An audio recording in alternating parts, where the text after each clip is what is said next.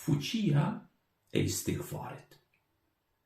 Përvoja ime personale me istikfarin. Disa vite më parë janë shpërndarë 2 video që flasin për rëndësinë e istikfarit të mbajtura në takime të ndryshme këtu dhe në Europë. Istikfari shëron shpirtin, qetëson zemrën dhe afron njeriun me Zotin e vet. Fillimisht isha unë personalisht ai që përfitova prej temës së istikfarit.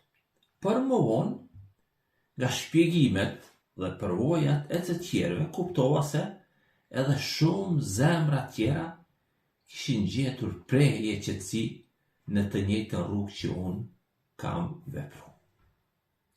Elhamdulillah. Allahu na urdhëron të bëjmë istikfar, e i dërguari i tij po ashtu na ka mësuar ta përsërisim shumë shpesh fjalën Astaghfirullah, sepse në të ka pastrim, mirësi dhe mëshirë.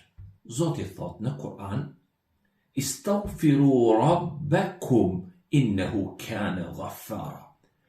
Kërkoni falje Zotit tuaj. Allahu është falës i madh.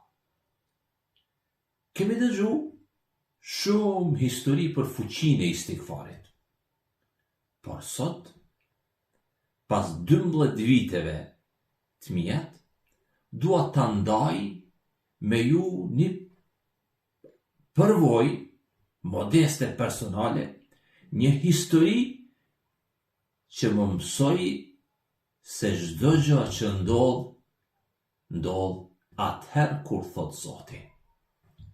Falënderimi takon vetëm Allahut që më ka sprovu për me u pastru, që më ka sprovu që sa më shumë istikfar me bo, sepse kur Allahu e do një njeri, e vën sprov që ta afroj ma shumë tek vetja ti. Shpresoj që unë të jem prej tyre. Për këtë them me gjithë zemër, elhamdulillah. Disa prej jush e din se për 15 vite kemi pritur që Allahu na gëzoj me një fëmijë, me një evlat, me një pasardhës. Në fillim, gjatë viteve të para, nuk i dham shumë rëndësi, por me kalimin e kohës, zemra nisi ta ndjente boshllukun. Filluam të kërkojmë shërim nëpër mjekë, spitale, me shpresë se ndoshta aty do të gjendej një përgjigje. Por vitet kalonin, 5, 10, 15, derisa kuptuam se shërimi i vërtet nuk gjendet tek njerëzit, por shërimi i vërtet është tek Allahu.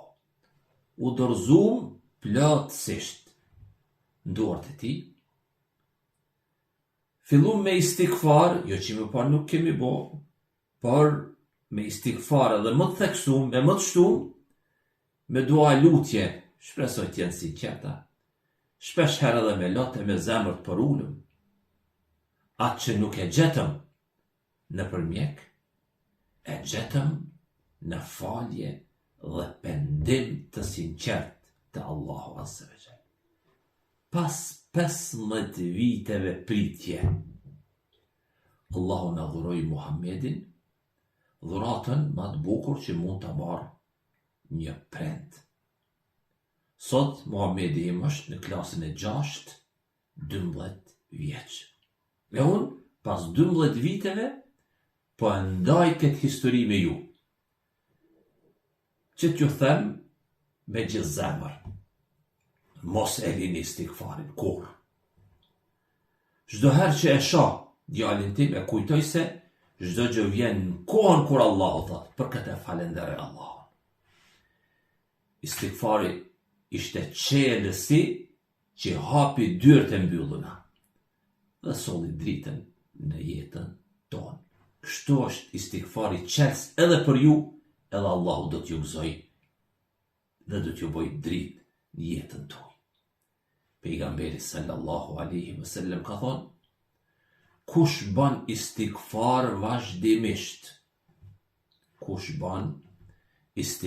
vazhdimisht, Allahu do t'ja hap lehtësimin prej çdo brengje, rrugdaljen prej çdo vështirësie dhe do ta furnizoj prej andej ka ai nuk e pret fare. Të nderuara. Kjo nuk është vetëm historie ime, por dëshmi e gjallë se Allahu i përgjigjet atyre që i drejtojnë atij me zemër e me përulje. Sot, çdo herë që them astaghfirullah, ndiej një paqe të thellë, një kujtim të ëmbël durimit sabrit, besimit, mëshirës Allahut. Allahu na falt dhe na mëshiroft. Porosi për gjithë ju. Pash Allahun, pash Zotin, kur mos e humb shpresën në Allahun. Fillo me istikfar, ose fillo apo vazhdo me istikfar. Thuaje me zemër, 100 herë në ditë. Mbështet ju Allahut plotësisht, përgjëroju atij, sepse kur mbështetesh plotësisht ai, Allahu të gëzon në mënyra që ti se ki imagjinu kur.